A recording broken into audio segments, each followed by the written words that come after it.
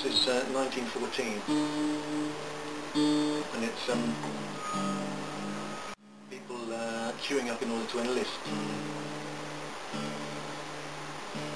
Little did they know what they had in store at that time. This section of the book is going to be about continuity, really, about the memory as history, the way it's passed on through the generations. You know, now that Harry Patch, the last of the veterans of the First World War, has died, how will the memory of that war be continued? Can we rely on the schools teaching of history to keep us informed about it, or will it just disappear off the map as being something that people can't remember? This is a song by Ian Campbell,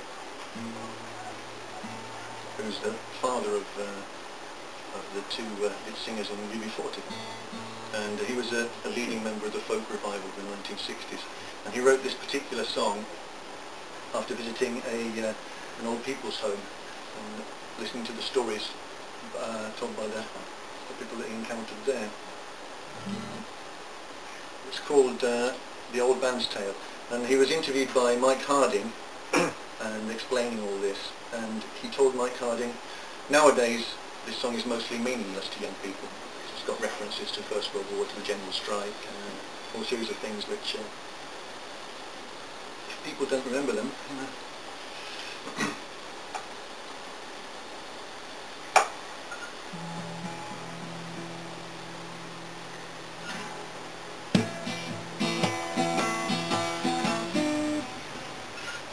I've got the wrong tune. Bear with me a second.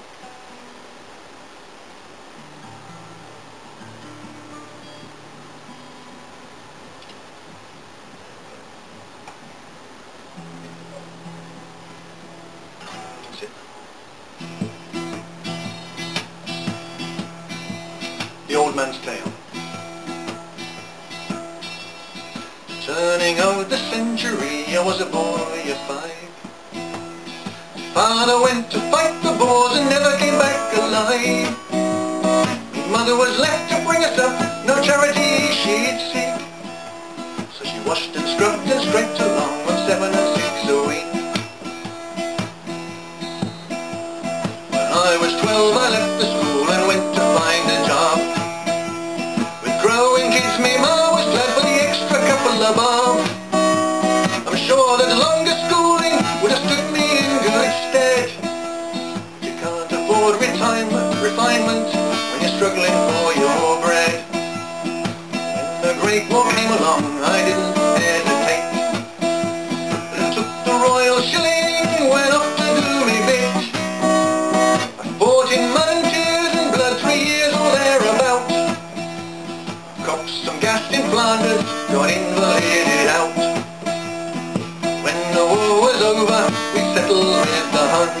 We got back into cities and we thought the fighting done.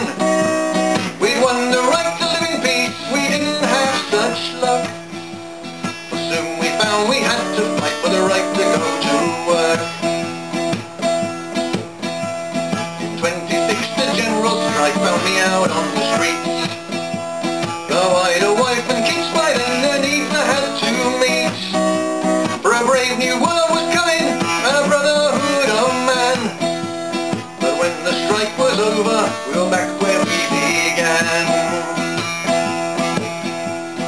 Struggled through the 30s, out of work now and again. I saw the black shirts marching, the things they did in Spain. I brought my kids up decent, I taught them wrong from right. Hitler was the bastard who taught them how to fight. My daughter was a land girl, she got married to a Yank. They gave me son a gun for stopping one of Rommel's tanks. He was wounded just before the end, he convalesced in Rome. He married an Italian nurse, never bothered to come home. Daughter writes me once a month a cheerful little note about their colour telly and the other things they've got. I've got a son, they've got a son, a likely lad, he's nearly 21. She tells me now they called him up to fight in Vietnam.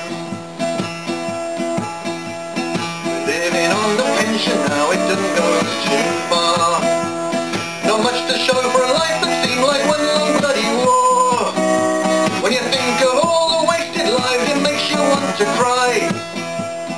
Not sure how to change things, but by Christ we'll have to try.